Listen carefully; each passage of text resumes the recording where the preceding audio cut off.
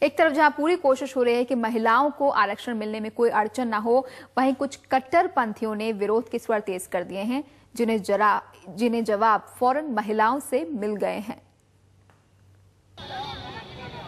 سیاست میں ان کی حصہ داری پہلے بھی نہ کے برابر ہے۔ اب فرمان آیا ہے کہ یہ چناؤ صرف کسی اسلامی ملک میں ہی لڑ سکتی ہیں۔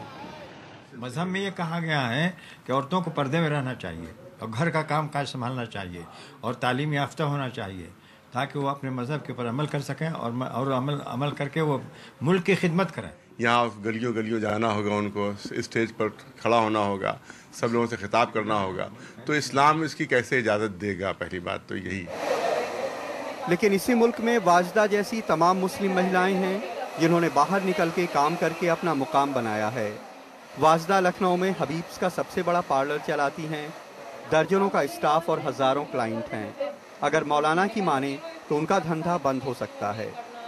This is more like Taliban, ہم کہتے ہیں کہ طالبان وہاں لڑ رہا ہے، تو آدھی چیزیں تو یہیں پہ بہت سارے طالبان ہیں، there are enormous amount of people who behave like them۔ میرے حساب سے not going out یا پردہ کرنے سے یا کام نہیں کرنے سے you'll be a better Muslim, I don't think so۔ ہمرا شہر میں ایک بڑا جم چلاتی ہیں، وہ بھی مذہبی مسلمان ہیں۔ تمام عورت مرد ان سے فزیکل فٹنس کی ٹریننگ لیتے ہیں۔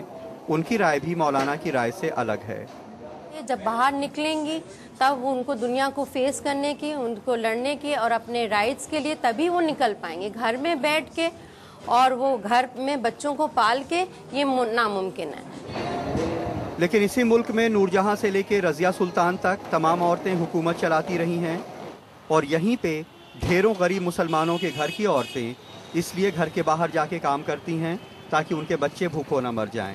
لیکن مولانا کو اسے دیکھنے کے لیے چشمہ بدلنا پڑے گا، جس کے لیے شاید وہ تیار نہیں ہیں۔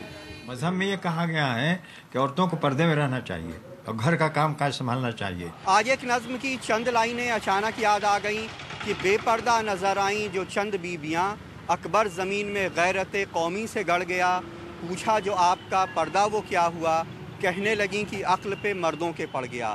شاید اس کے بعد کہنے کی کچھ ضرورت نہیں ہے۔ لکھنؤ میں کیمرہ مین آرسی جوشی کے ساتھ کمال خان، NDTV انڈیا۔ Tuba.com